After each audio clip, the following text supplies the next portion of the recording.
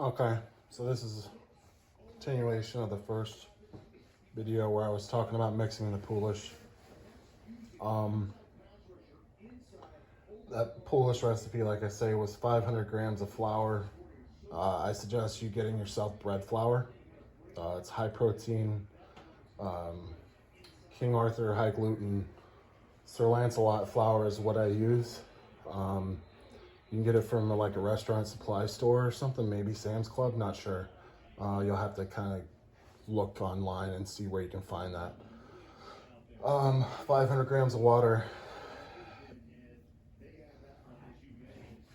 1/8 teaspoon of yeast. Mix that all together. A little bit of sugar, about a teaspoon.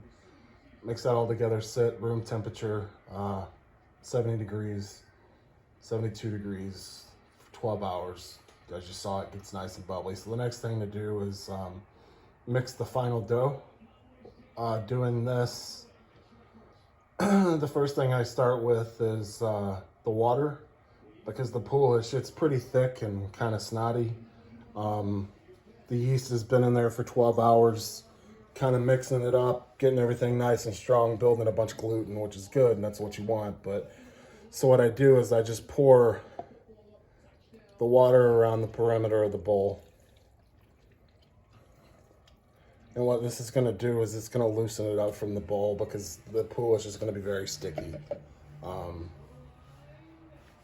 even as you work with it, it's still going to stay sticky at this point. It'll be a sticky dough all the way up until the point to where you ball it. And when you ball it, you use a ton of flour just to keep it from sticking. But anyway, we'll get to that point.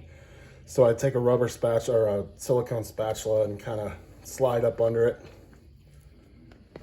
Make sure everything's pulled off the edge of the bowl. Because once this stuff kind of sticks and mixes to the side of the bowl, when you put the dry flour in there, the dry flour sticks to the side of the bowl, then it gets crusty and shit and hard to work with. So you just want to kind of make sure it's loosened from the side of the bowl. Then I have my flour. Oh, the water was 250 grams of water, 110 degrees. I suggest, if you don't have a scale, get one and an instant read thermometer. Like a lot of things you can get away with, but this, temperature is what affects time and how long and at the rate your stuff proofs and feeds on the sugars and stuff and gets big and puffy and shit. So, all right, flour's in. Then I go in and I have here, that's 2 tablespoons of just white sugar, and then 20 grams of kosher salt. I put that over the top of the flour. I don't really, some guys say that it doesn't matter, some guys do. I've had my yeast and my starter to lock up on me when I pour the salt directly on it, like it shocks it or some shit.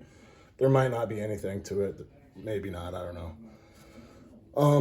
Next, just kind of eyeball it, man. Olive oil.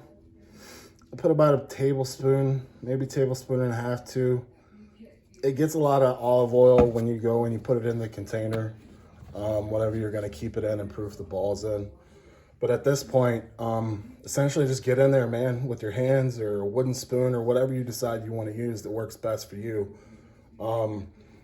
The guy that wrote that book, Ken Forkish, he recommends always working everything with your hands, because the point of all this, despite everybody's whole adversity to gluten, is to build gluten, because that's what gives you your structure. That's what gives you the bite that you're looking for from the crust. So the more you can work this with your hands, the more structure it's going to build. And then if you read further into that recipe, and I'll show you as I'm going along with that, there's 2 folding steps. So I'm going to mix all this up, cover it, sit it at room temperature, 70, 72 degrees, come back to it about 20 minutes in, fold it over itself, like pulling it from the side up and over itself all the way around the bowl, and then rest it for another 20, 30 minutes, come back and do that again, and then let it sit for the rest of the time. But we'll get into that. So this is the next step. I'm going to go ahead and get all this stuff mixed up, and I'll come back to you.